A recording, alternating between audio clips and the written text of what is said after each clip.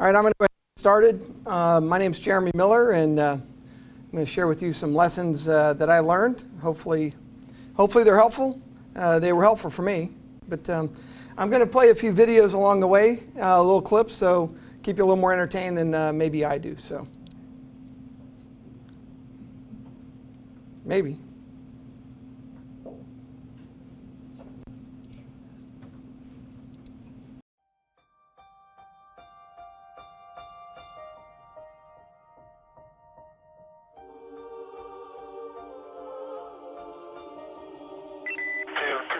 Be advised, we have a visual on enemy paratroopers at grid Papa uniform 259er, 119er. I don't know we're onto them. Break. Request permission to engage with intent. Conduct a snatch. Over. Ready or not, here I come. You can't hide.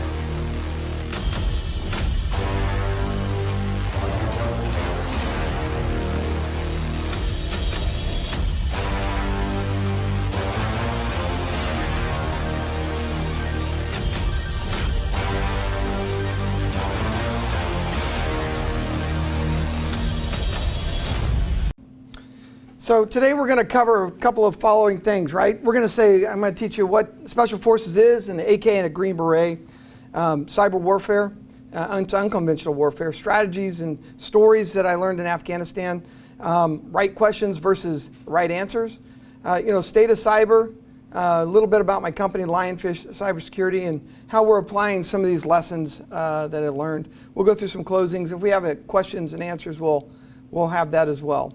So a little bit about me. I am a former Green Beret. I was an 18 Echo, which means I was, at the time in 1992, believe it or not, I was classically trained in cryptology and Morse code, and I learned Farsi. Don't ask me any of that now. I can't remember any Farsi. I can count to 10, maybe. I did serve with 5th Special Forces Group on active duty and 20th Special Forces Group in the Guard. Now their unit is down here at Camp Atterbury. The one I was in, it's Alpha Company. They were in Chicago when I was in there with them. I'm an entrepreneur. I used to be an ultra runner. I've done, the furthest I've gone is 240 miles, and it was pretty brutal. I'm the president of the local Special Forces Association chapter for Indiana. I'm also the president for AFCEA, which is electronic warfare space for DOD and civilians, and education. I'm actively engaged in other nonprofits. I sit on the board for a nonprofit called MedStreet, where doctors go on the streets to help people. And my wife's an oncologist, and I've got 2 daughters. One's a freshman at Purdue, and the other one's a senior at Ball State, and I've got 2 boxers. So what I'm not going to do today is I'm not going to claim that what I'm going to say is the only way, and I'm not going to teach you a better way to security network. I'm not an engineer. We've got some really smart engineers in here, but that's not me, okay? I'm not going to share with you the newest technology to do your jobs, and I'm not a comedian, but I do sure try to be. Of course, ask my daughters. They'll tell you I got some really dumb dad jokes. So what I am going to share with you is how cyber specialists, I believe, are similar to a Green Beret. The analogies that I picked up from my perspective as a Green Beret, what the by, with, and through model is, and how I think it can pertain to the cyber war that we're in. And humans are more important than machines. So here's a couple pictures. That was when I was first in, and on the left, that's Bill Clinton. That was actually in Kuwait at the time.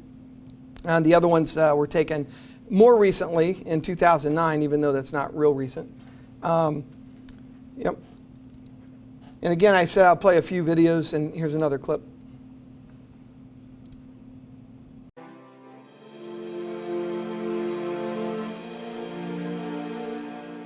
So Special Forces selection is about 3 weeks. You start off with just individual tasks, run 5 miles, walk 12 miles, do a physical fitness test, and it's all about you, right? This is a basic qualifier. Oh yeah, to cut the herd. Are you physically capable enough? It really is just to start tiring you down. And then they put you into what they call Team Week. and they put you together with a group of people you never met in your life. There's no rank, there's no name, just a number. And the first test, they have a Jeep with only 3 wheels, right? A piece of rope and 2 poles, and they bring somebody over, number 26, come here. Here's your mission. I want you to take that tank of your people, and I want you to meet us at this grid coordinate in 4 hours. What are your questions? Get going. And you have to lead, organize, compel people you never met, and figure out a plan and start moving. And there's people who just crack. They can't operate that way, right? So in 2019, 3,000 soldiers went to and showed up for the assessment phase. Only 22% of them made it all the way through to earn their Green Beret.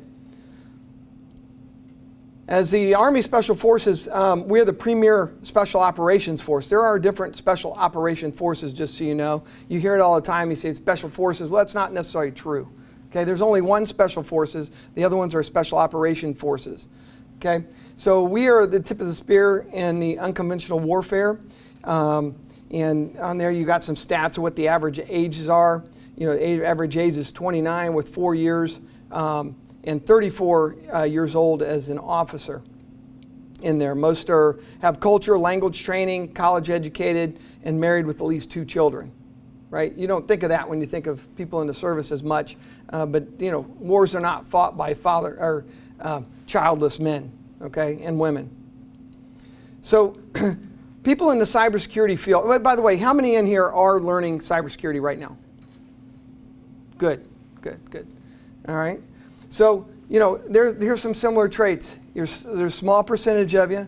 You're typically problem solvers, usually in specialized teams. You're curious. You got to be resourceful. You got to be resilient. And a lot of times when you bring somebody into any field and they come from a different background or they've studied something else, they bring this diversity of thought into the field. And a lot of that doesn't necessarily happen when you're young, but as you get older, you'll see people coming in, they try to cross learn things. And you are really going to be the special operations forces in the digital world, okay? We are at war right now with that. So I applaud you for doing what you're doing. So in 1992, as I was saying earlier, I went through and was classically trained in cryptology. So on the left is a one-time burn pad. And we would have one, our base station would have one. There would only be 2 of them in the world. And we would encrypt our messages using this other thing here called a trigraph, which we used. And then you could have the trigraph, but if you didn't have one of those 2 pads, you were not breaking that message. And then of course there's Morse code, and you know, don't use that much anymore in the special forces, but I think they're going to start using it soon with how things are going. This is me sending Morse code as a joke, but yeah. So we would encrypt the message, then we'd have to send it. Okay. So, and then and now, right? It took a lot of time, right? We'd have to sit down by hand and encrypt that message. Now encrypting and sending everything is much faster, right? The encryption codes happen at the speed of, I don't even know if that's speed of light. That's pretty faster than that. But hackers know that breaking the modern encryption is mostly impossible. Of course, you hear about AI and how that's going to come apart. But you know, it's easier to get the keys or the passwords from somebody to get in. You know, you still got to keep your password safe no matter what. And if you don't, right, you got to change it. So it's similar. Cyber warfare is unconventional guerrilla warfare. Okay, at its core.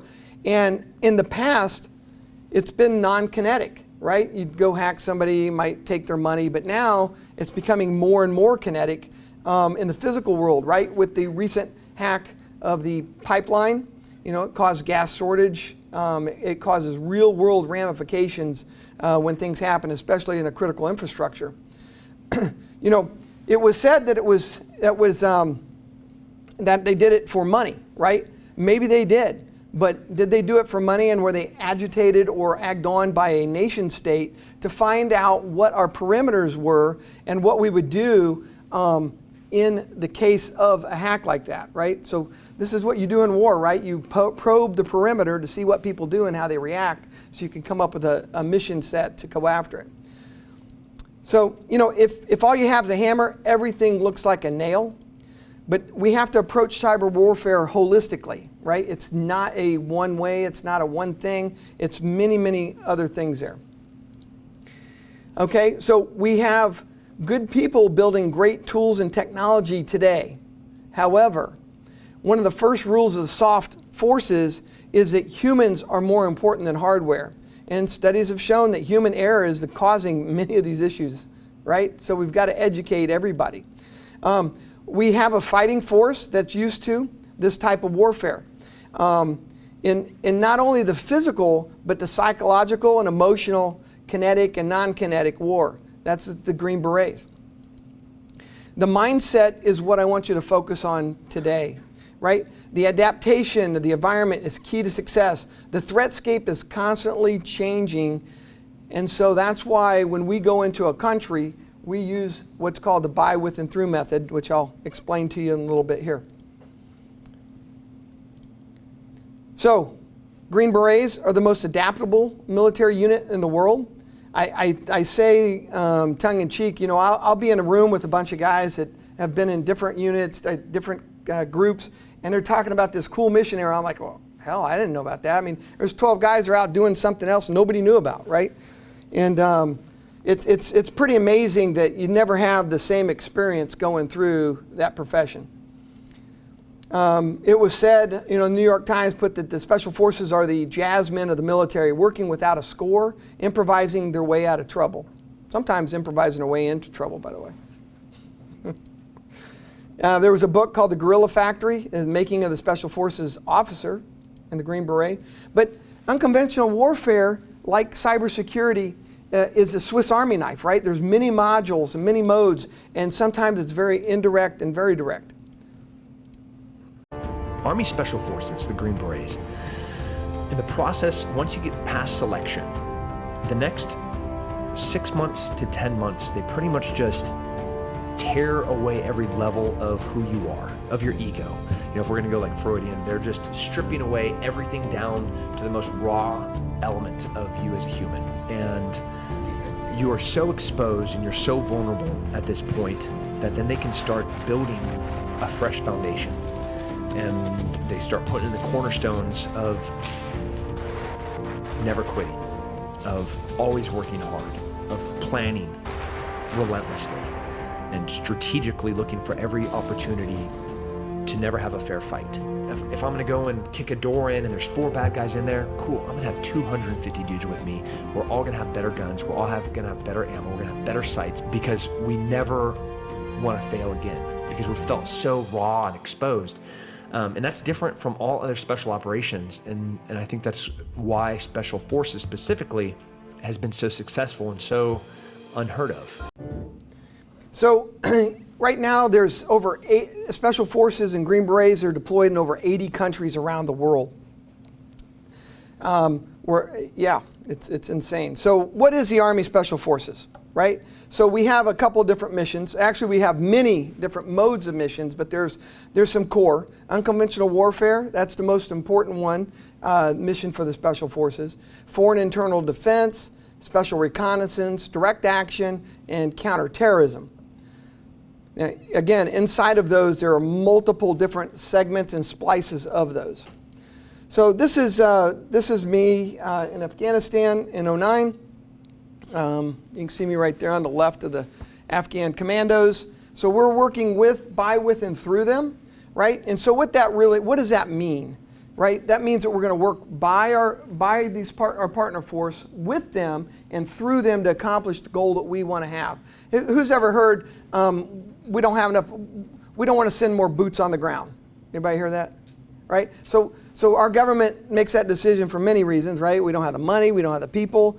But if you send 12 dudes in there and they go in there and they are a force multiplier for that entire area to raise up that population to be able to fight for itself, defend itself in those kind of ways.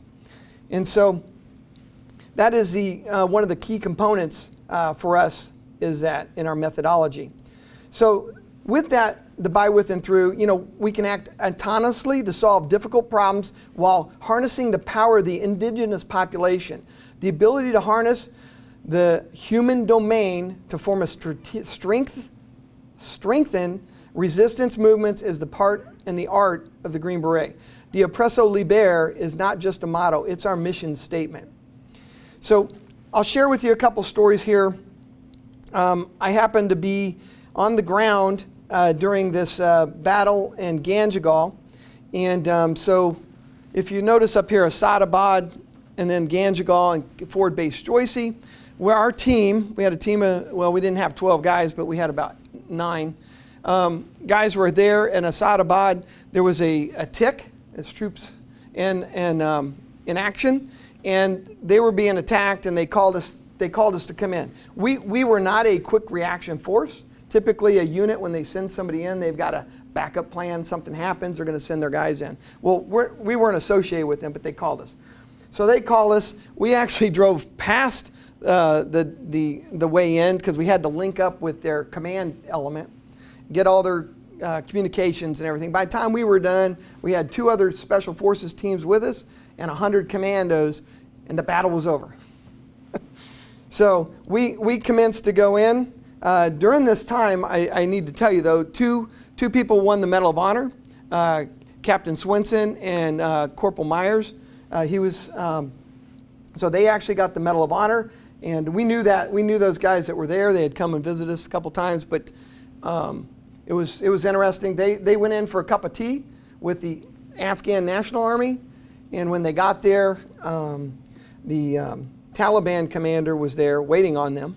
This was early in the morning, and basically told them to throw down their weapons, and the Afghan National Army guy decided to shoot him instead. And then it was game on, and they got pinned in, and several people died. But, you know, we had to do comms linked up because that wasn't done prior, right? They never coordinated it with us prior because we weren't part of this, but they wanted us to be afterwards. There was no disaster plan that they had. They had lost comms with some of their people. The commander issued that no air support would be inside the village, leaving those men vulnerable with no air support. There was a big thing going on at the time. General McChrystal had made some comments, he didn't make comments. He didn't want, and nobody wanted this, right? Anytime a civilian gets killed, you create 20 enemies, okay? Whether it's, most of the time it was accident, right? And they just get pissed off and they want revenge, right? In that sense, you know, it was, but so they didn't want to do any air support and accidentally kill civilians. So as we were driving in, we came in our Humvees. The other teams came in by helicopter, by the Chinook, with the Afghan commandos, and we were coming in as a ground element. The road in, there was only one road into this valley, and it was very, very narrow. Humvees are kind of wide anyways, but this was really narrow. And we're driving along. I'm the lead driver for our team, and my team commander's on my right. And as we're driving up, I don't know, we start slipping. Next thing I know, we're like on the side of the I don't want to call it real big cliff because it wasn't that far, but we would have gotten hurt. And our whole Humvee was on like this. And my gunner comes down, looks at me. I'll never forget the face he made at me. I thought he was going to kick me in the face, because if we would have rolled, he would have got crushed, right? So anyways, it was over far enough for our second vehicle to get in front. We practiced you practice down drills and things like this. You know, what happens if this goes on? This is what you do. Went off flawlessly once, you know, hooked on, pulled us out. We were back in the fight. Took maybe a couple minutes, right? Nothing big at all, fortunately, because I was driving, I would have felt really shitty. So we were pretty resilient. We got back in the fight, right? So the time between calls to get on the battlefield, again, we were a quick, slow reaction force. By the time we were coming, the whole village, they saw all of us coming, and they were scattering. It was pretty amazing. It was like a bunch of ants going up the side of the mountain, because they knew that something bad was going to happen now. So we came in as a cleanup force. Again, we came in with the commandos. We arrived after the fight ended. 3 teams of 100 commandos. We cleared the village for all fighting age males, and so those they couldn't do that again. There was another time that Then another big battle happened. This one turned into a movie. You can see it on Netflix or Hulu or whatever. What's that? Yeah. It's called The Outpost at Camp Keating in Camdesh, right? So if you look over there, you see that's the base over on the left, top left. It's down at the bottom of the valley. That's like the stupidest place to put a base you could ever do. Everybody just shoot down on you, right? And if you watch a movie, you'll see them just doing that exact same thing, right? So, however, that was the only road to get in and out of that valley, right? Unless you humped it all, which is very difficult. These mountains were awesome. I found a new respect and love for mountains, actually, while I was there. So, same thing happened. 2 more people win the Medal of Honor. Some people died. We get called in as a quick reaction force. Same 2 teams, same 100 commandos. It was like deja vu, right? So the Taliban came in, right? They probed the area, right? Tried to find the weaknesses, the vulnerabilities, see where the strengths were. Again, this is what happens with a network. It's the same thing that happens. It's just virtual. You just don't see it happening physically, right? So then they came in with overwhelming force. They DDoSed the hell out of the base, right? They just came in and just started coming after it. So those are some similarities with physical and non-physical piece of things. So we were called in, and we were actually up at OP Fritchie, which was higher in the area. So it was supposed to be able to overlook the base, but you couldn't even see the base. It's another bad spot for an outpost. But we came in and we took the commandos and we went all around the villages confiscating weapons. And I actually felt bad taking weapons from some of these villagers because that was what they would use to defend themselves against the Taliban or the bad people, right? So here we are taking their weapons, like, okay. But we didn't want them to use them against us either. This picture right here, we made such a commotion, all the village elders came. We had a little shura. Those are our commanders and the Afghan commando commander. Tuck and I happened to be in the room, took the picture. But have you guys ever seen an A-10 Warthog? Oh my gosh, have you ever heard one of them? They're pretty scary. Anyways, so we're in here a few minutes after they were talking. They had one just fly over. It was so freaking low. It was like, whoa. It was pretty cool. Wish I had a video of that. Green Berets are more like mountain men, right? They're kind of curious and unconventional. They don't listen well. They operate in small teams, probably in trouble most of the time. But they take others and they train them on basic infantry skills. We drop in pallets of weapons and bombs. Our special forces medics are like voodoo witch doctors, and they treat cattle and camels and dentistry and OBGYN for the village. So you live with them, right? You can't just jump in somewhere and the next day encourage somebody to fight. You have to actually have a bond and tell stories and be in the campfire and share and sacrifice. So during this time period, we ended up having a little bit of a lull in the base we were. We were in a base, actually SEAL Team 6 was next to us, and then some other government agencies were there. And we had a little downtime. That was our pool. So we kind of had a nice little spot. We had the best spot on the base. And it's because the SF teams had gone there early, the first, set up the base, and everybody kind of built around us. But that was pretty nice. But during this time we were there, I happened to notice something. Let me back up. So I had already been out of the service for 10 years.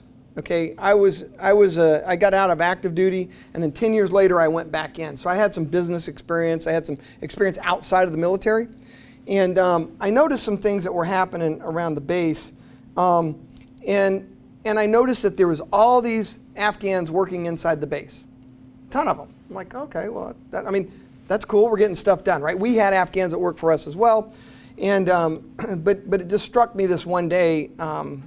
It just struck me. I'm like, hey, I asked our interpreter, I said, well, what do they think they're doing here?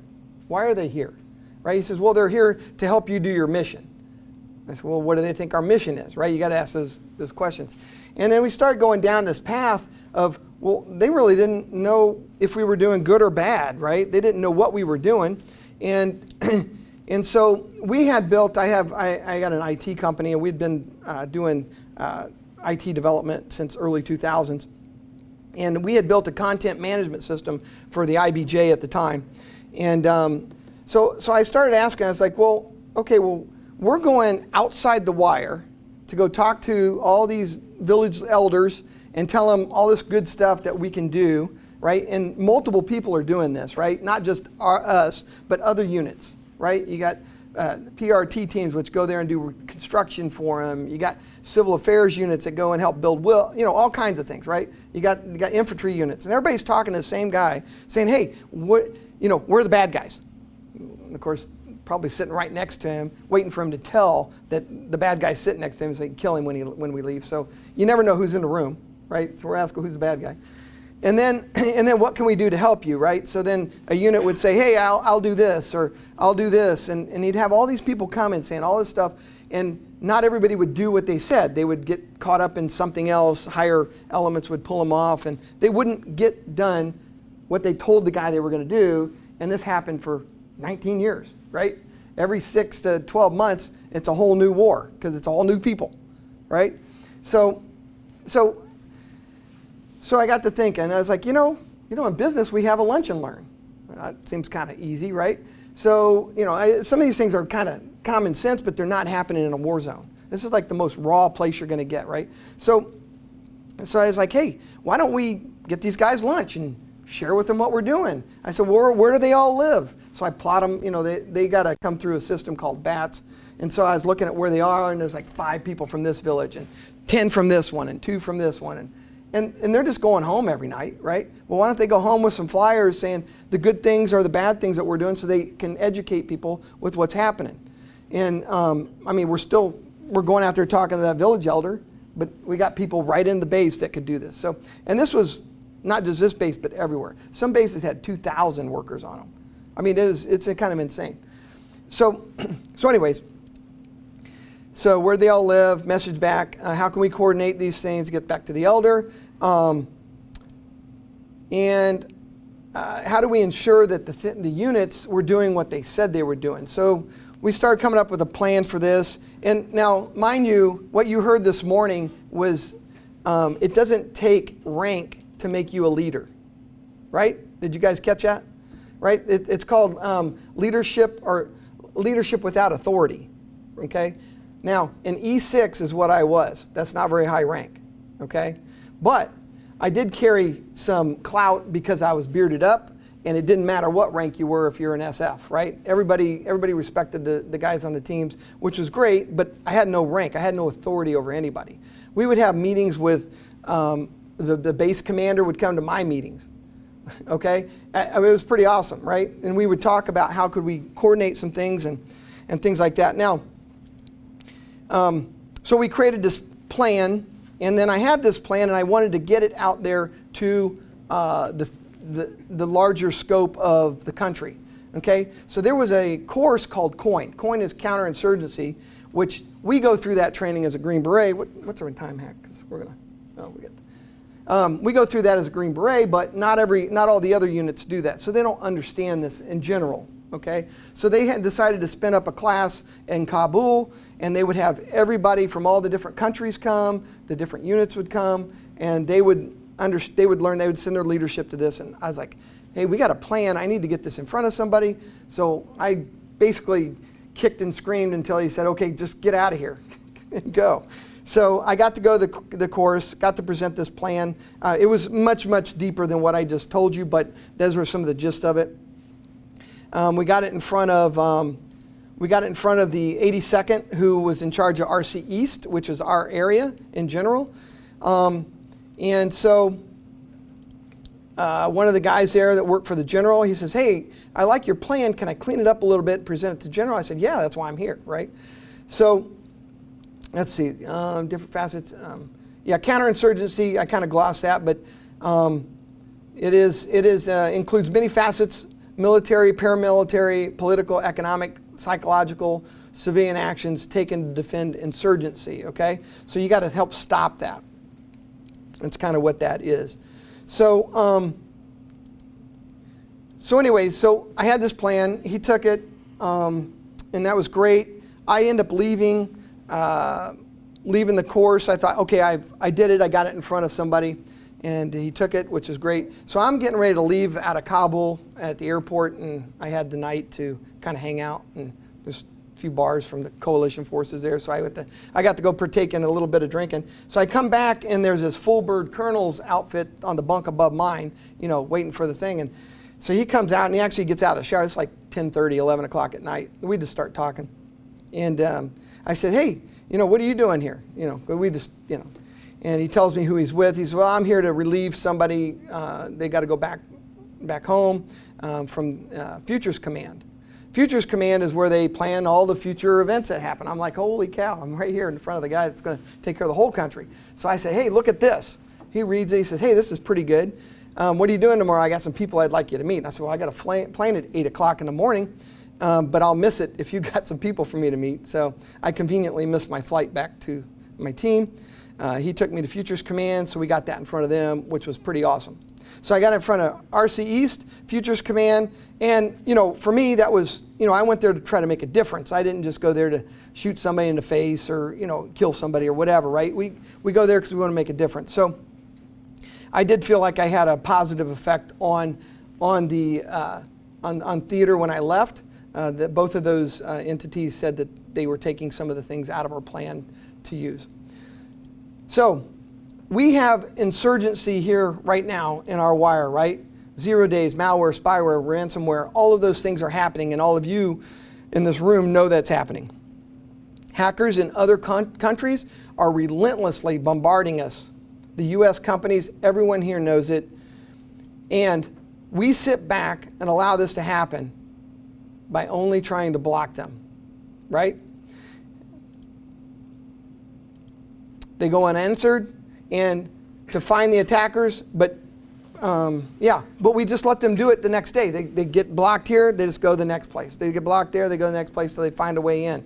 And they do this without impunity, right? There will come a time, I believe, that we need a kinetic, a physical response to these unchecked behaviors, okay? And we must defend ourselves, and sometimes that means going on the offensive when we've only been defensive, okay? One more story I'll share with you, and I'll tie more of this together for you. So we had a mission called CDI. It was a civil defense initiative. At the time, it was a quasi, secret mission to go and help find villages and help them protect themselves from the Taliban. So we would go and do an assessment. What do you do in cybersecurity? You do an assessment, right? We would assess the people in the village, right? What's their capabilities? Find their vulnerabilities, right? Help them fill those vulnerabilities. Support them with equipment. Support them with the supplies they needed, and gather intel, right? So we're there to gather intel as well. That's one of the big things that we do. So we would train them to help solve some of their own vulnerabilities and defend themselves, right? And raise them up so that they could help take care of themselves. Now, could not always be there to help them. It's worse than the police here, right? I mean, it still take 5-10 minutes for the police to show up if you need them. Right there in a war zone, you're pretty much going to be hanging out all night before anybody can make it, if they even know you're in trouble. So we're out doing this one day. We're doing one of these assessments on this village, and lo and behold, we walk up out in the middle of nowhere, this motorcycle with CDI written on it. I thought this was the funniest thing. Right? It was called Civil Defense Initiative, and they got CDI. Nobody's even around this bike. It's like somebody knew we were coming, kind of thing, right? So, anyways, this is what we are attempting to do now in the cyber with the U.S. Okay, we have a plan for cyber resiliency and readiness. We're trying to get to the right people, but this time I'm not going to leave the theater. Right? I'm going to help make it happen. Oh, I think I'm going to jump a couple slides here, hold on. So when it comes to cybersecurity, companies in the United States are just like these villages, right? We must work alongside those companies to deploy protective tools, sets to help them have a deeper awareness and level of self-aid to use those tools to become cyber resilient. I'm talking beyond just computer awareness training, don't click the phishing link, okay? Those are good, you gotta have those too. But we must teach these companies to protect themselves, not to be solely reliant on outside help all the time. Now they can, but not all the time. So we're taking the same mindset from the special forces community, right, into cybersecurity. We want to implement tool sets to help them secure those companies. We have experts to monitor and remediate. We have apprenticeship programs to teach them. We teach companies, employees, the buy with and through method, through the buy with and through method, to be more cyber resilient. But more important, we know that one company cannot help enough people. There are many MSPs and MSSPs across the country that can help their area. Think of those as like warlords, right? They want to help their area, right? But they need help. And one thing, it's not on my slides, but I'll tell you, so if you've ever heard of the horse soldiers, they went to Afghanistan. They were the first U.S. troops on the ground. There were 6 SF teams, Green Berets, and they went and they placed themselves with different warlords around the country. Every one of those warlords hated each other, but they hated the Taliban more. So they were able to get those warlords, corral them into one focus, right? Single focus to go out to the Taliban with our help.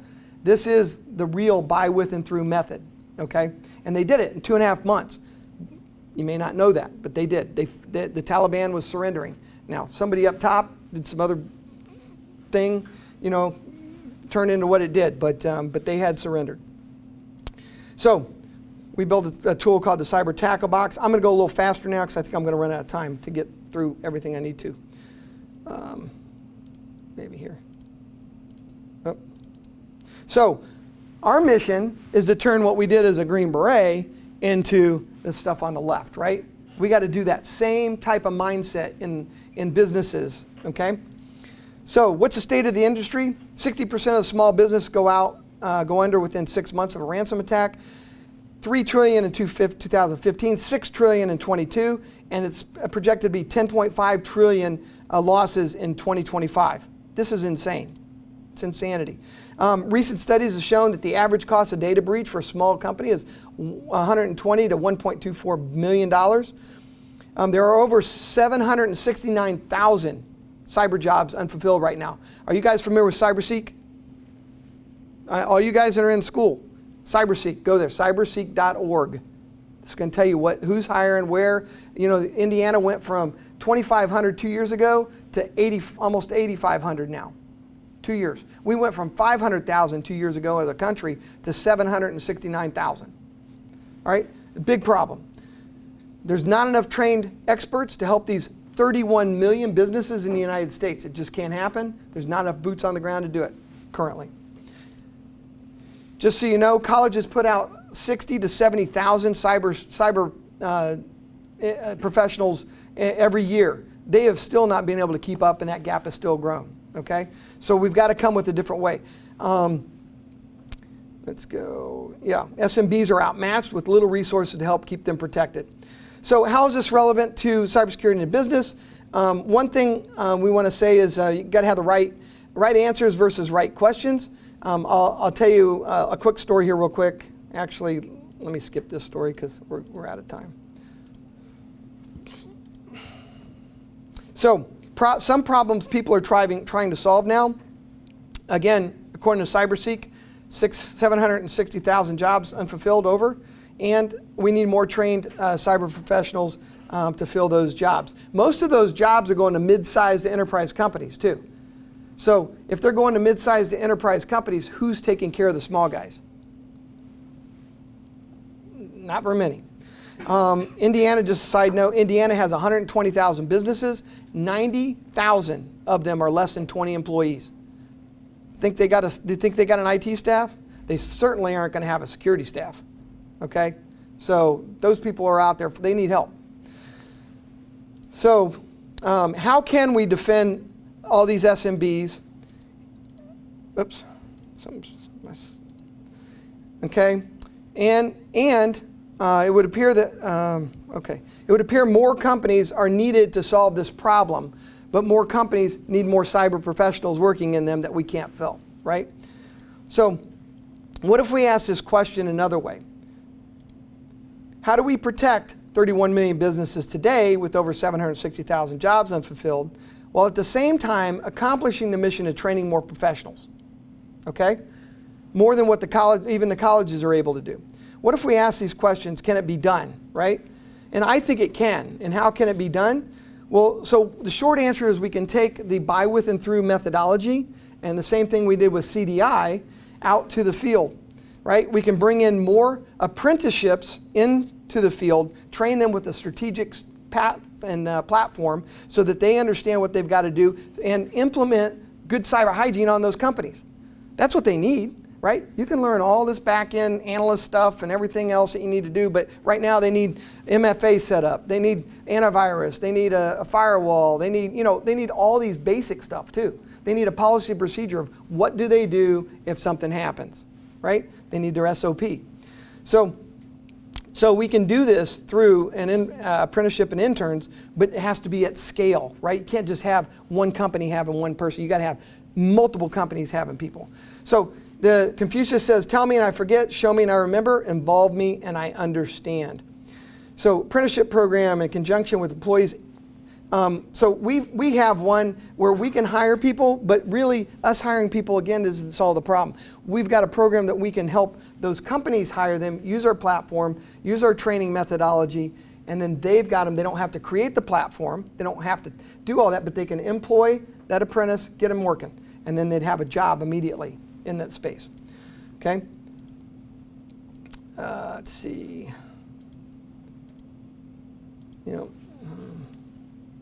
Okay, 5 more minutes. Okay, so are you guys familiar with NIST framework at all?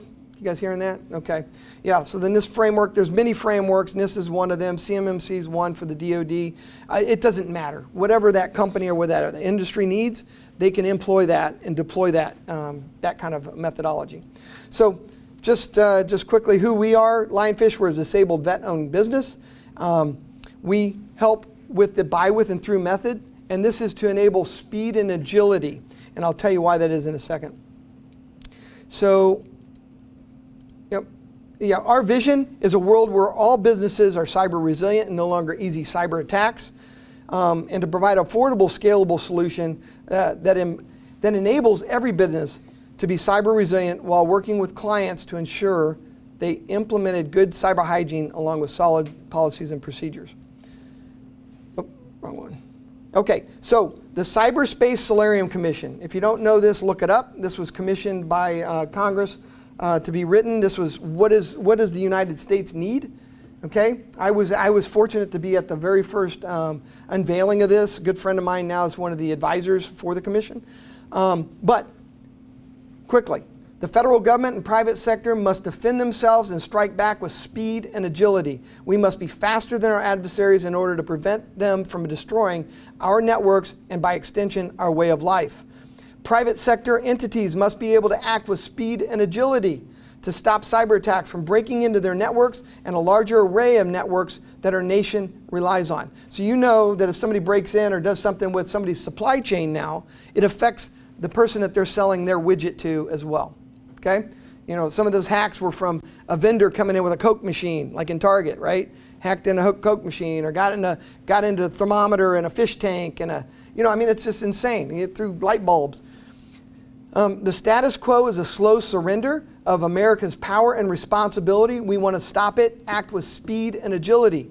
We're not doing that now. We're too slow. Deny benefits, promote national resilience and the capacity to withstand and quickly recover from attacks that could cause harm. So, in closing, cyber warfare is guerrilla warfare at its core. With that comes a constant changing threatscape that leaves it, and right now we're shorthanded as skilled men and women to defend and protect us. We need more cyber warriors, but at what cost? Our approach at Lionfish is to be a force multiplier when it comes to protection, education, and readiness. We bring to the fight an effective and efficient way to utilize every resource available to face the enemy.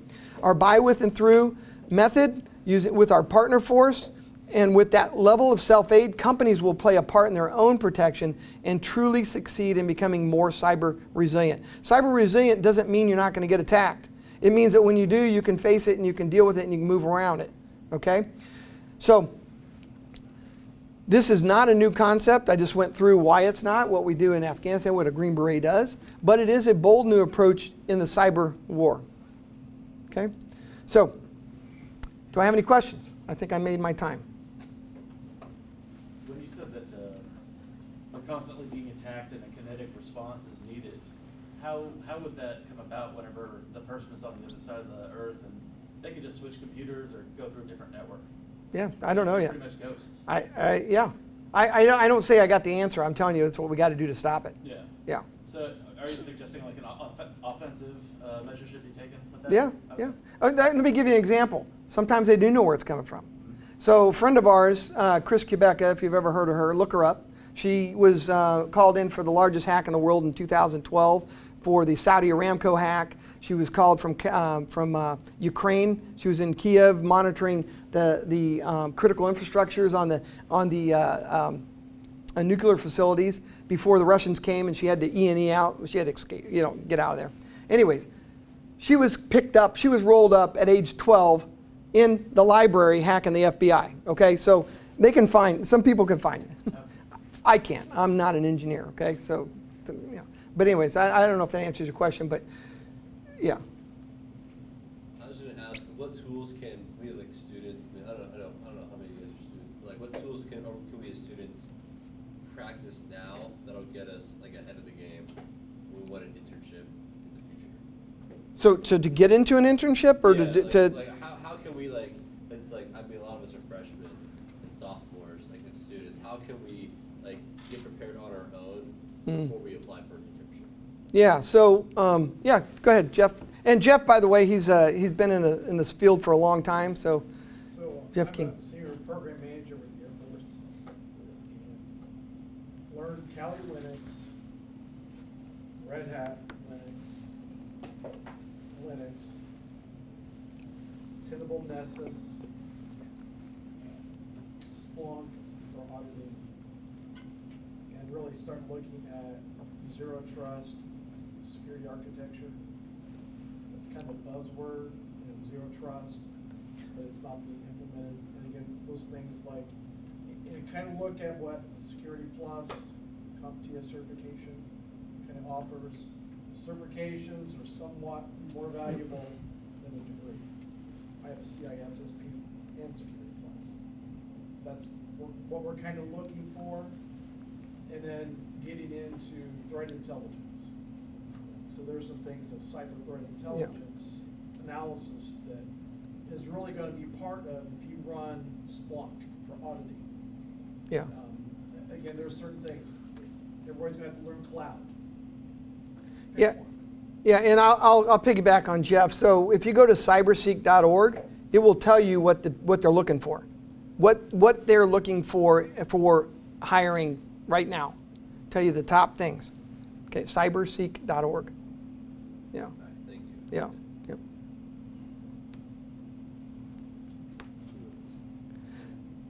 Anybody else have any questions?